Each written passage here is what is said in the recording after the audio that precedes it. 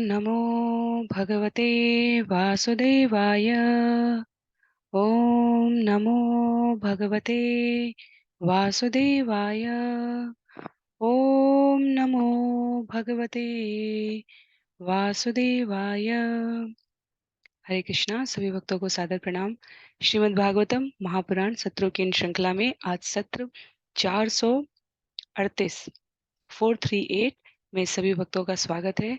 हम सभी यहाँ 18,000 श्लोकों वाले श्रीमद् भागवतम महापुराण को अंतर्राष्ट्रीय कृष्ण भावनामृत संघ के संस्थापक आचार्य कृष्ण कृपामूर्ति श्री श्रीमद् अभय चरणारविंद भक्ति वेदांत स्वामी श्रील प्रभुपाद की पुस्तकों के माध्यम से भक्तों के संग श्रवण और पठन करने का प्रयास कर रहे हैं।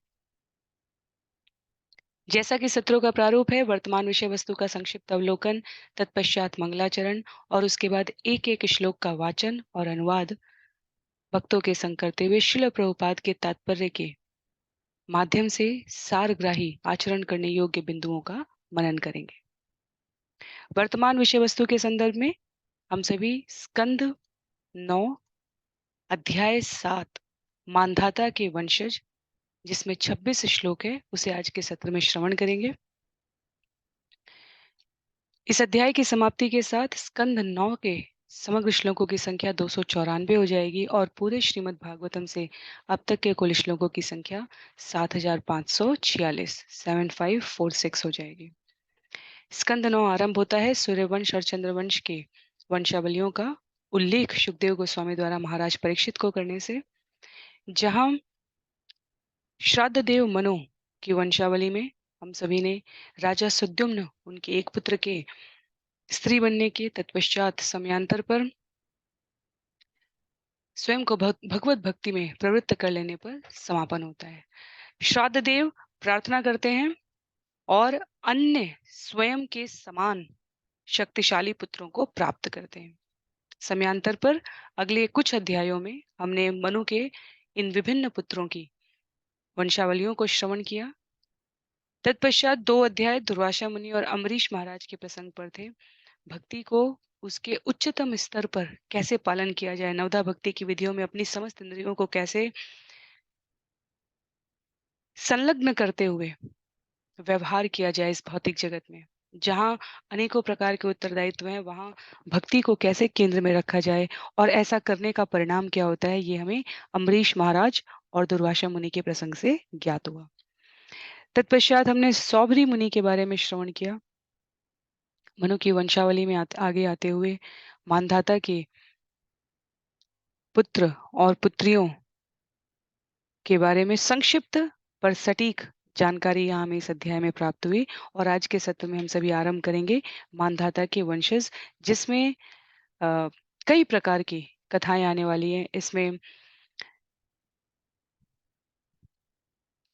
हरिश्चंद्र, त्रिशंकु, यौवनाश व हरित, ये सब कथाएं जो हम अलग अलग स्थानों पर श्रवण करते हैं, उसको हमें श्रवण करने का अवसर प्राप्त होगा। तो हमें स्मरण रहना चाहिए कि यहाँ पर जो प्रसंग सुखदेव गोस्वामी द्वारा प्रस्तुत किया जा रहा है महाराज परीक्षित को, उन राजाओं के बारे में अन्य स्थान पर, अन्य पुराण में, अन्य वैदिक वाङ्मय के अन्य शास्त्रों में विस्तार पूर्वक भी कुछ कथाओं का उल्लेख है। यहाँ सुखदेव गोस्वामी महाराज परीक्षित को भगवत भक्ति की गतिविधियों में प्रत्यक्ष रूप से संबद्ध रहने वाले ऋषियों और राजाओं के आपसी कर्तव्यों के निर्वहन की जानकारी देते हुए प्रसंग को आगे लेकर जा रहे हैं।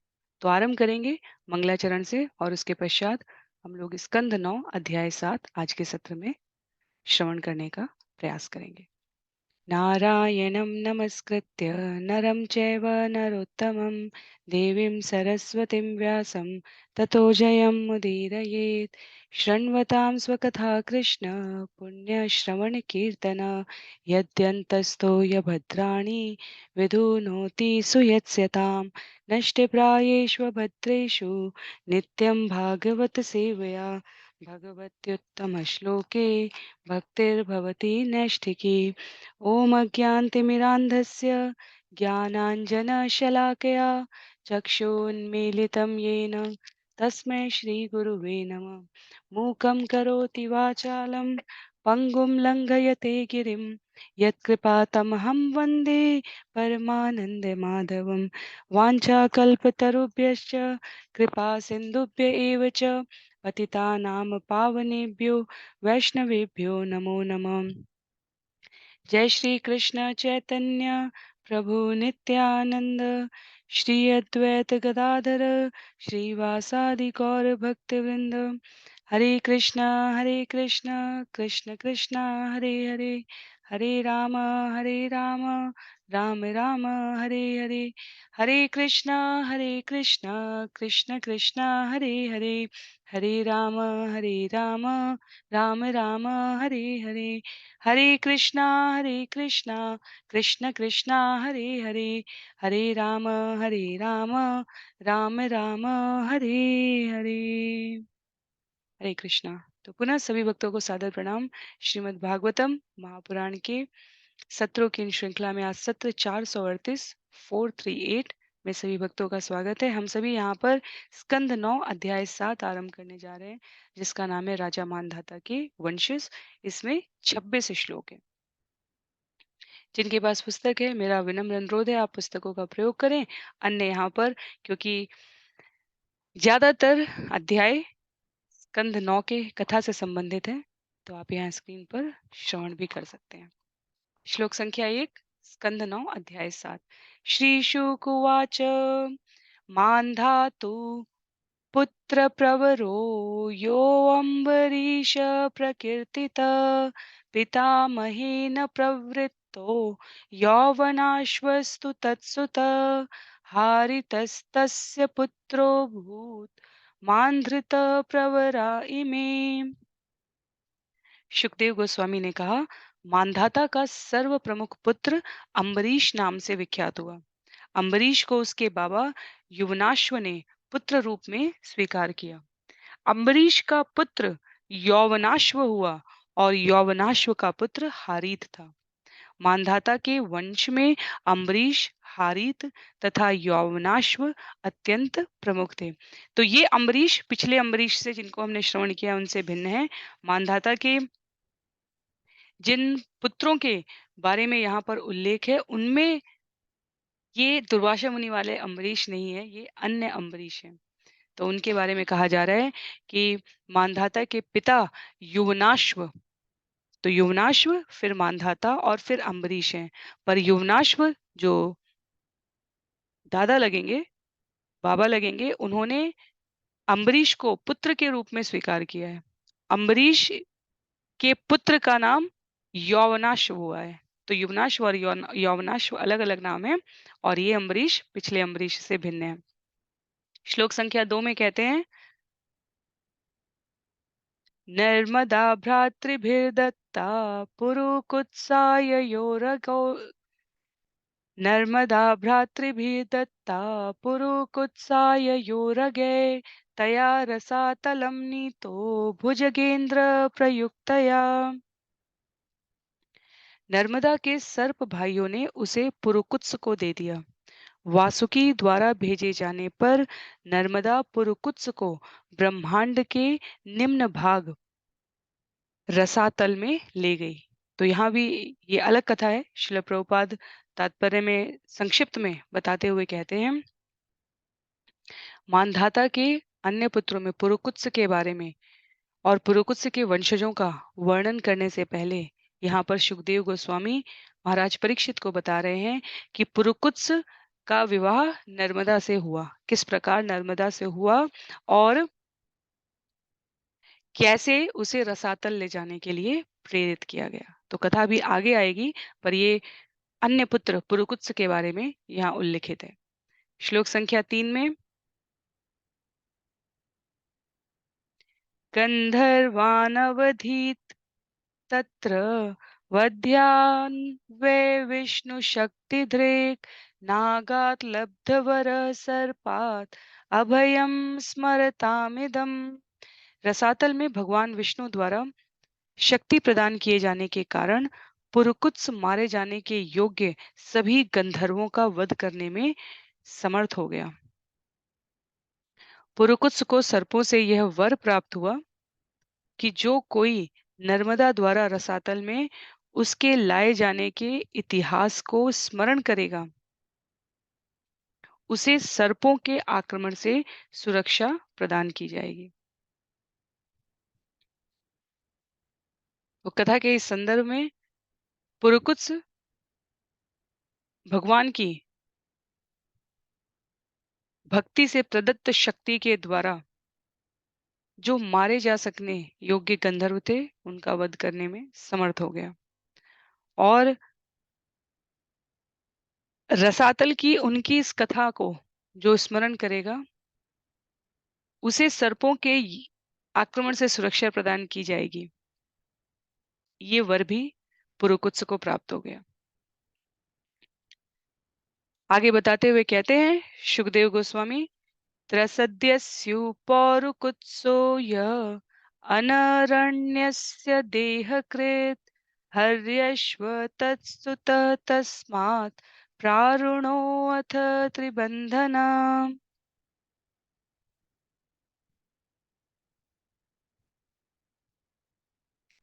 पुरुकुत्स का पुत्र त्रसद्यस्यु हुआ, जो अनरण्य का पिता था। अनरण्य का पुत्र हर्यश्व हुआ, जो प्रारुण का पिता बना। प्रारुण का पुत्र त्रिबंधन हुआ। तो 6 पीढ़ियां एक साथ एक श्लोक में बता दी गई। मानधाता से पुरुकुत्सु से, पुरुकुत्सु का पुत्र त्रसदस्यु, त्रसदस्यु का पुत्र अनरण्य, अनरण्य का पुत्र हर्यश्व, हर्यश्व का पुत्र प्रारुण और प्रारुण का पुत्र त्रिबंधन हुआ। इसमें से हमें एक भी नाम यदि स्मरण न रहे तो भी कोई चिंता करने की आवश्यकता नहीं है। यदि स्मरण करना हो कि मानधाता के वंशजों का उल्लेख कहाँ है, तो स्कंद 9 का अध्याय 7 पर्याप्त है। श्लोक संख्या 5 और 6 में कह रहे हैं सुखदेव गोस्वामी, तस्य सत्यव्रत पुत्र त्रिशंकु इति विश्रुत प्राप्त चांडालतां शापात् गुरो कौशिक तेजसा सशरीरो गत स्वर्गम मद्यापि दिवि दृश्यते पातितो क्वाशिरा देवे तेनैव स्तंभितो बलात्। त्रिबंधन का पुत्र सत्यव्रत था। तो जहां हमने त्रिबंधन प्रारुण के पुत्र त्रिबंधन के बारे में श्रवण किया, आगे त्रिबंधन का पुत्र सत्यव्रत था, जो त्रिशंकु नाम से विख्यात है। चूंकि उसने विवाह मंडप से एक ब्राह्मण पुत्री का अपहरण कर लिया था, इसलिए उसके पिता ने उसे चांडाल बनने का शाप दे दिया, जो शूद्र से भी नीचे होता है। तत्पश्चात विश्वामित्र के प्रभाव से वह सदेह स्वर्गलोक गया, किंतु देवताओं के पराक्रम से वह नीचे गिर गया, पुनः नीचे गिर गया। तो भी विश्वामित्र की शक्ति से वह एकदम नीचे नहीं गिरा। आज भी वह आकाश में सिर के बल लटकते देखा जा सका है। तो त्रिशंकु की कथा वशिष्ठ मुनि और विश्वामित्र के नियोजित पराक्रम की प्रतिस्पर्धा में बताई जाती है। रामायण में भी त्रिशंकु की कथा आती है, क्योंकि ये सूर्यवंश की कथा चल रही है और त्रिशंकु भगवान राम के पूर्वजों में आएंगे। तो त्रिशंकु सशरीर स्वर्ग जाना चाहते थे। कुलगुरु में मुनि वशिष्ठ ने मना कर दिया। वशिष्ठ और विश्वामित्र की इस प्रतिस्पर्धा में विश्वामित्र ने कहा, वशिष्ठ ने मना किया है तो अवश्य प्रयास करेंगे। वो पहुंच जाते हैं वहां पर और त्रिशंकु के बारे में कहा जाता है कि जब वो स्वर्ग में पहुंचे तो इंद्र द्वारा उन्हें नीचे की ओर ढकेल दिया गया। तो हमें आकाश में वास्तव में खगोलीय शास्त्र में यदि हम देखें, तो जितने प्रकार के उल्कापिंड, जितने प्रकार के दृश्यमान केवल अंतरिक्ष में स्थित विभिन्न प्रकार की आकृतियां दिखती हैं, उनकी भी कोई ना कोई कथा हमारे शास्त्रों में उल्लिखित है। त्रिशंकु की कथा विस्तार से अन्य स्थान पर भी आई है। आगे वंशजों में बढ़ते हुए, त्रैशंकव हरिश्चंद्र विश्वामित्र वशिष्ठयो यात निमित्तम अभूत युद्धम पक्षिणो बहुवर्षिकम। त्रिशंकु का पुत्र हरिश्चंद्र हुआ। हरिश्चंद्र को लेकर विश्वामित्र तथा वशिष्ठ में युद्ध हुआ। वे दोनों पक्षी के रूप में बदले जाकर वर्षों तक लड़ते रहे हैं। तो वशिष्ठ और विश्वामित्र के जिस स्वरूप को हम लोग रामायण में श्रवण करते हैं, कैसे विश्वामित्र आते हैं और पुत्रों की मांग करते हैं, वशिष्ठ द्वारा राजा दशरथ को समझाकर पुत्र प्रदान कर दिए जाते हैं, उस कथा से बहुत भिन्न वर्षों पूर्व की कथा में वशिष्ठ और विश्वामित्र के युद्ध का यहाँ उल्लेख किया जा रहा है। श्रील प्रभुपाद कहते हैं, विश्वामित्र क्षत्रिय थे और अपनी कठोर तपस्या के द्वारा वो ऋषि ब्राह्मण की पदवी प्राप्त करना चाहते थे। वशिष्ठ को ये स्वीकृत नहीं था, तो उनमें निरंतर इस बात के लिए विरोध होता रहा। कथा के क्रम में अगर शीघ्रता से बढ़े तो विश्वामित्र द्वारा जब क्षमा मांगी गई थी, तब वशिष्ठ ने उसे स्वीकार किया था और वहां से उसके पश्चात उनके संबंधों में समरसता आई थी। पर उसके पूर्व जो कथा हो चुकी है वो यहाँ पर उल्लिखित है कि किस प्रकार हरिश्चंद्र को लेकर विश्वामित्र और वशिष्ठ में युद्ध हुआ था। हरिश्चंद्र ने एक यज्ञ किया, विश्वामित्र उसके पुरोहित बने और विश्वामित्र ये वही हरिश्चंद्र है जिनकी कथा हम सभी श्रवण करते हैं, जिन्होंने कभी असत्य संभाषण नहीं किया है, जिन्होंने कभी जिनके पुत्र के मृत्यु के बारे में हम सभी श्रवण करते हैं, ये वही हरिश्चंद्र हैं। और विश्वामित्र वशिष्ठ से और हरिश्चंद्र से वैमनस्य के इस क्रम में अप्रसन्न होकर हरिश्चंद्र की सारी संपत्ति दक्षिणा में मांगते हैं। तो हम श्रवण करते हैं कि हरिश्चंद्र को स्वप्न आता है, स्वप्न में उन्हें दिखा कि उन्होंने एक ऋषि को सर्वस्व दान कर दिया है, और जब वो अगले दिन सभा में पहुंचते हैं तो वास्तव में वो विश्वामित्र होते हैं और विश्वामित्र ने कहा कि आप अपना राज्य मुझे दान कर चुके हैं। वशिष्ठ जब इस प्रकार के छल को देखते हैं तो उन्हें ये सुहाता नहीं है और दोनों एक दूसरे को श्राप दे देते हैं। लिखते हैं श्रील प्रभुपाद, एक ने कहा तुम पक्षी बन जाओ, दूसरे ने कहा तुम बत्तख बन जाओ, और दोनों पक्षी बनकर वर्षों तक हरिश्चंद्र के कारण लड़ते रहे। श्रील प्रभुपाद कहते हैं, हमने देखा कि सौभरी जैसा महान योगी काम वासना का शिकार हुआ और विश्वामित्र तथा वशिष्ठ जैसे महर्षि भी पक्षी बने। तो ये भौतिक संसार इस क्रम में है।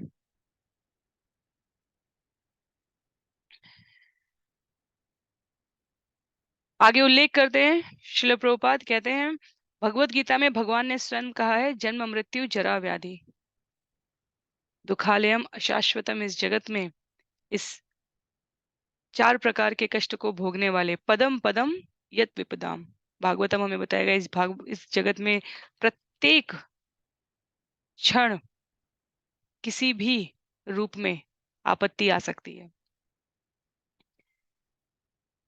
भगवत भक्ति में हमारी शरणागति ये सुनिश्चित करती है कि हम उस आपत्ति में स्वयं को कहीं विसरित ना कर दें, कहीं विस्मृत ना कर दें और भगवान के संरक्षण में बने रहें। तो हरिश्चंद्र, वशिष्ठ और विश्वामित्र ये पात्र हैं, पर ये घटनाएं यथारूप में शास्त्र में उल्लिखित करके बिना किसी छल के, बिना किसी छलावे के स्पष्ट की गई हैं। क्योंकि मनुष्य के रूप में प्रकृति के संसर्ग में हम सभी विभिन्न प्रकार की स्थितियों में अलग अलग व्यवहार कर सकते हैं, पर उन व्यवहार का परिणाम क्या होता है, ये बुद्धिमान व्यक्ति इतिहास से मार्गदर्शन लेकर श्रवण करके बुद्धिमानी पूर्वक व्यवहार कर अपने पक्ष में परिणाम ले सकते हैं। तो हरिश्चंद्र के कारण विश्वामित्र और वशिष्ठ में इस प्रकार जो युद्ध हुआ वो कई वर्षों तक चला। हरिश्चंद्र के जीवन की पूर्ववर्ती कथा का उल्लेख करते हुए कह रहे हैं यहाँ पर, सो अनपत्य विष्णात्मा नारदस्योपदेशत वरुणं शरणं यात पुत्रो में जायताम प्रभो। हरिश्चंद्र के कोई पुत्र न था, अतएव वह अत्यंत खिन्न रहता था। अतएव एक बार नारद मुनि के उपदेश से उसने वरुण की शरण ग्रहण की और उनसे कहा, हे प्रभु, मेरे कोई पुत्र नहीं है, क्या आप मुझे एक पुत्र दे सकेंगे? तो उस नारद मुनि यहाँ उपस्थित हैं इस कथा में। यदि वीरो महाराज तैनैव त्वां यजे इति तथेति वरुणेनास्य पुत्रो जातस्तु रोहित। हे राजा परीक्षित, हरिश्चंद्र ने वरुण से याचना की, हे प्रभु, यदि मेरे पुत्र उत्पन्न होगा तो मैं आपकी तुष्टि के लिए उसी से एक यज्ञ करूंगा। जब हरिश्चंद्र ने यह कहा तो वरुण ने उत्तर दिया, एवमस्तु।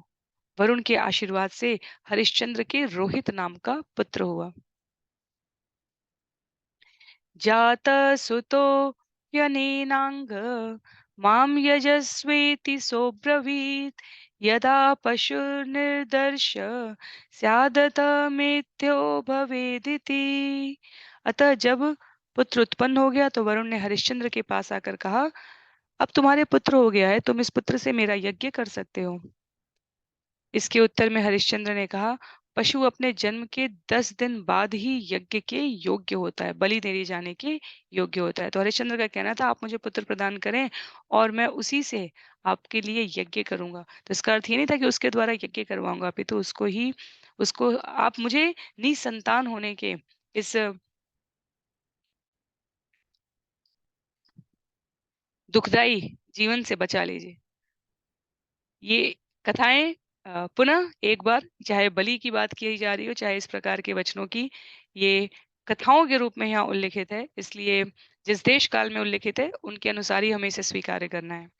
निर्दशे च स आगत्य यजस्वेत्याह सोब्रवीत दंता पशुर्जा येन नथ मेध्यो भवेतिति। 10 दिन बाद वरुण पुनः आया और हरिश्चंद्र से कहा, अब तुम यज्ञ कर सकते हो। हरिश्चंद्र ने उत्तर दिया, जब पशु के दांत आ जाते हैं तो वह बलि देने के योग्य शुद्ध बनता है। तो इस प्रकार अगले 2-3 श्लोकों में हरिश्चंद्र वो सभी कारण गिनाने का प्रयास कर रहे हैं जिससे पुत्र की बलि देने के इस प्रसंग को जितना संभव हो उतना अधिक टाला जा सके। तो पहले 10 दिन बाद तो वो योग्य बनता है जन्म के, तत्पश्चात दांत आने के बाद वो शुद्ध होता है। दंता जाता यजस्वेति स प्रत्याहात्सो अब्रवीत यदा पतन्त्यस्य दंता अथ मेद्यो भवेतिति। जब दांत उगाए तो वरुण ने आकर हरिश्चंद्र से कहा, अब पशु के दांत उगाए हैं, तुम यज्ञ कर सकते हो। हरिश्चंद्र ने उत्तर दिया, जब इसके सारे दांत गिर जाएंगे तो यह बलि के योग्य हो जाएगा। पशो निपतिता दन्ता यजस्वेत्याह सोब्रवीत् यदा पशो पुनर्दत्ता जायन्ते अथ पशु शुचि। जब दांत गिर चुके तो वरुण फिर आया और हरिश्चंद्र से बोला, अब पशु के दांत गिर चुके हैं और तुम यज्ञ कर सकते हो। किंतु हरिश्चंद्र ने उत्तर दिया, जब पशु के दांत फिर से उगाएंगे तो वह बलि देने के लिए अत्यंत शुद्ध होगा। स्वाभाविक रूप से हरिश्चंद्र के जीवन में पुत्र के लिए जो स्नेह है वो जागृत है और इतनी आकांक्षा से उन्होंने पुत्र प्राप्त किया था, तो वो वरुण को जितनी प्रतीक्षा करवा सकते थे उतनी प्रतीक्षा करवा रहे हैं। पुनर्जाता यजस्वेति स प्रत्याहात्सो अब्रवीत सान्नाहिको यदा राजन् राजन्य अथ पशु शुचि। जब दांत फिर से उगाए तो वरुण फिर आया और हरिश्चंद्र से बोला, अब तुम यज्ञ कर सकते हो। किंतु तब हरिश्चंद्र ने कहा, हे राजा, जब बलि का पशु क्षत्रिय बन जाता है और वह अपने शत्रु से अपनी रक्षा करने में समर्थ हो जाता है तभी वह शुद्ध बनेगा। इति पुत्रानुरागेण स्नेहयन्त्रितचेतसा कालं वञ्चयता तं तमुक्तो देवस्तमैक्षत। हरिश्चंद्र अपने पुत्र के प्रति अत्यधिक अनुरक्त था। इस स्नेह के कारण उसने वरुण देव से प्रतीक्षा करने के लिए कहा। इस तरह वरुण समय आने की प्रतीक्षा करता रहा। श्लोक संख्या 16 में, रोहित तत् अभिज्ञाय पितु कर्म चिकीर्षितम् प्राणप्रेप्सु धनुपाणि अरण्यम प्रत्यपद्यत। रोहित समझ गया कि उसके पिता उसे बलि का पशु बनाना चाहते हैं, अतएव मृत्यु से बचने के लिए उसने धनुष बाण से अपने आप को सज्जित किया और वह जंगल में चला गया। पितरम वरुणग्रस्तं श्रुत्वा जात महोदरम रोहितो ग्राममेयाय तमिंद्र प्रत्यषेधत। जब रोहित ने सुना कि वरुण के कारण उसके पिता को जलोदर रोग हो गया है और उसका पेट फूल गया है, तो वह राजधानी लौट आना चाहता था, लेकिन राजा इंद्र ने ऐसा करने से उसे मना कर दिया। भूमे पर्यटनं पुण्यं तीर्थक्षेत्र निषेवणे रोहितायादिशश्चक्र सो अपि अरण्ये अवसत्समाम। राजा इंद्र ने रोहित को सलाह दी कि वह विभिन्न तीर्थ स्थानों तथा पवित्र स्थलों की यात्रा करे, क्योंकि ऐसे कार्य पवित्र होते हैं। इस आदेश का पालन करते हुए रोहित 1 वर्ष के लिए जंगल में चला गया।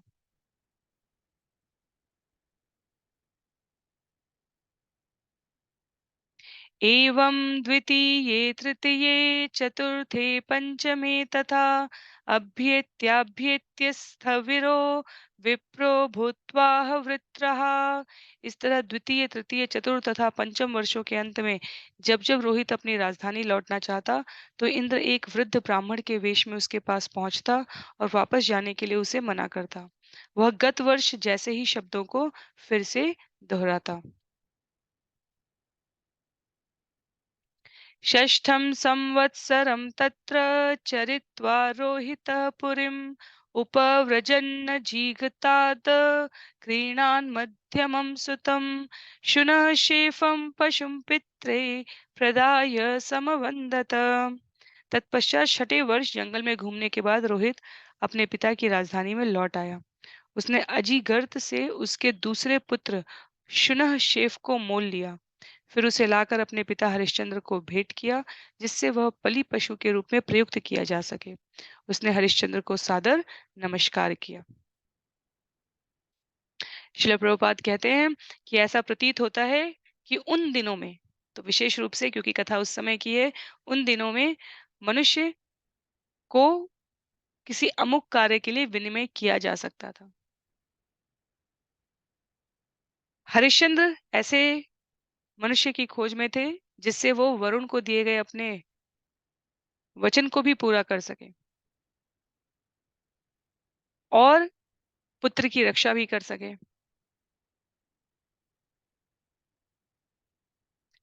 तो यदि हम देखें तो पशु बलि और दास व्यापार का ये क्रम अलग अलग रूपों में अलग अलग काल में उपस्थित रहा है, पर कलयुग में ध्येय अत्यंत दूषित हो चुका है, इसलिए इसकी स्वीकृति नहीं है। यहाँ पर रोहित के द्वारा शुनः शेफ को लाकर अपने पिता के समक्ष प्रस्तुत कर दिया गया, जिससे वरुण के वचन को पूरा किया जा सके। श्लोक संख्या 21 में सुखदेव गोस्वामी कहते हैं, ततः पुरुष मेधेन हरिश्चंद्रो महायशा मुक्तो दरो अयज्देवान् वरुणादीन महत्कथ। तत्पश्चात इतिहास के महापुरुष एवं सुप्रसिद्ध राजा हरिश्चंद्र ने एक मनुष्य की बलि देकर महान यज्ञ संपन्न किया और सारे देवताओं को प्रसन्न किया। इस प्रकार वरुण द्वारा उत्पन्न किया गया उसका जलोदर रोग जाता रहा। विश्वामित्रभवत् तस्मिन् होता चार्द्वयु आत्मवान् जमदग्नि अभूत् ब्रह्मा वशिष्ठा अयास्य सामग। उस पुरुष मेध यज्ञ में विश्वामित्र होता थे, आत्मवान जमदग्नि अर्धव्यु थे, वशिष्ठ ब्रह्मा थे और अयास्य मुनि साम गायक थे। तस्मै तुष्टो ददाविन्द्र शातकौम्भमयं रथं शुनः शेफस्य माहात्म्यम् उपरिष्टात् प्रचक्ष्यते। हरिश्चंद्र से अत्यंत प्रसन्न होकर राजा इंद्र ने उसे सोने का रथ दान में दिया। शुनः शेफ की महिमाओं का वर्णन विश्वामित्र के पुत्र के वर्णन के साथ साथ प्रस्तुत किया जाएगा। तो बताते हैं कि ये वर्णन आगे उल्लिखित रहेगा। श्लोक संख्या 24 में, सत्यं सारं धृतिं दृष्ट्वा स भार्यस्य च भूपते विश्वामित्रो भृशं प्रीतो ददौ अविहतां गतिम। विश्वामित्र ने देखा कि महाराज हरिश्चंद्र अपनी पत्नी सहित सत्यप्रिय, सहिष्णु तथा दृढ़ था। इस तरह उन्होंने मानव उद्देश्य की पूर्ति के लिए उन्हें अक्षय ज्ञान प्रदान किया। मन पृथ्व्यां तामद्भि तेजसापो निलेन तत् खेवायुं धारयन्तच्च भूतादौतं महात्मनि तस्मिन् ज्ञानकलां ध्यात्वा तया ज्ञानं विनिर्दहन् हित्वा तां स्वेन भावेन निर्वाण सुख संविदा अनिर्देश्यात् पृथक्कर्ण्येन तस्थो विध्वस्त बंधन। इस प्रकार महाराज हरिश्चंद्र ने पहले भौतिक भोग से पूर्ण अपने मन को पृथ्वी के साथ मिलाकर शुद्ध किया। तब उसने पृथ्वी को जल के साथ, जल को अग्नि के साथ, अग्नि को वायु के साथ तथा वायु को आकाश के साथ मिला दिया। तत्पश्चात उसने आकाश को महत तत्व से और महत तत्व को आध्यात्मिक ज्ञान से मिला दिया। यह आध्यात्मिक ज्ञान अपने आप को भगवान के अंश के रूप में अनुभव करना है। जब स्वरूप सिद्ध जीव भगवान की सेवा में लगता है तो वह नित्य रूप से अवर्णनीय तथा अचिंत्य होता है। इस प्रकार आध्यात्मिक ज्ञान प्राप्त हो जाने पर वह भवबंधन से पूर्णतः मुक्त हो जाता है। तो राजा हरिश्चंद्र की अतीव संक्षिप्त, यहाँ पर कई सारी कहानियां थी। हमने रोहिताश्व के बारे में श्रवण किया है, किस प्रकार पुत्र की बलि देने की कथा वाराणसी के गंगा नदी के तट पर उल्लिखित है। यहाँ पर श्रीमद् भागवतम के परिप्रेक्ष्य में सुखदेव गोस्वामी द्वारा जो महाराज परीक्षित को बताया गया है उसे श्रील प्रभुपाद द्वारा जितना संक्षिप्तीकरण करके प्रस्तुत किया जा सकता है वो उल्लिखित है, क्योंकि ये सूर्यवंश के राजा है। एक एक राजा की जीवन में घटित होने वाली एक एक घटना किसी न किसी दैवीय प्रयोजन से बंधी हुई थी।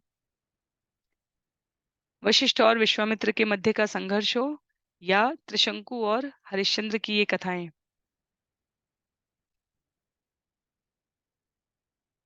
सूर्यवंश के वास्तव में प्रत्येक राजा की बहुत सारी कथाएं, इक्ष्वाकु की, राजा दिलीप की, अ, अनेकों कथाएं हैं। पर यहाँ पर वंश विस्तार से बढ़ते हुए उद्देश्य क्या है? उद्देश्य है चंद्रवंश में प्रवेश करने का, और वहां से उसके पश्चात स्कंद 10, जहाँ पूर्ण पुरुषोत्तम भगवान की कथा के लिए समर्पित 90 अध्याय हैं। तो स्कंद 10 में अकेले 90 अध्याय हैं, और पूरे श्रीमद् भागवतम के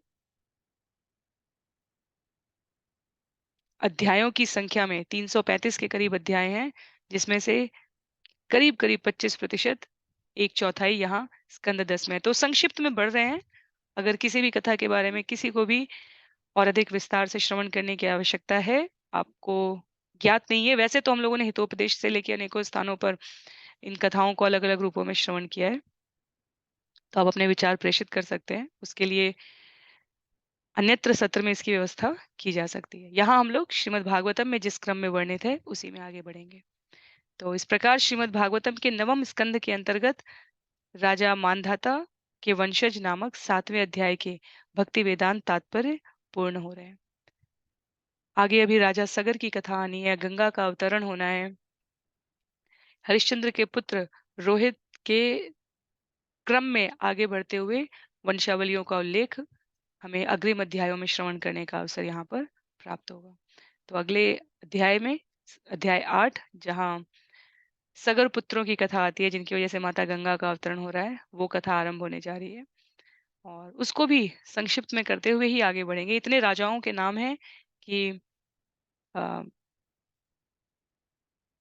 वो पूरा एक अलग सत्र हो जाएगा, फिर वो भागवतम नहीं रहेगा फिर। तो इसलिए यहाँ पर जिस क्रम में सुखदेव गोस्वामी ने महाराज परीक्षित को बताया उसी क्रम में हम सभी श्रवण करने का प्रयास करेंगे। आज के लिए सत्र को यहीं पर समाप्त करते हैं। श्रील प्रभुपाद की जय, श्रील गुरुदेव की जय, अनंत कोटि वैष्णव वृंद की जय, श्रीमद् भागवतम महापुराण की जय। हरे कृष्ण।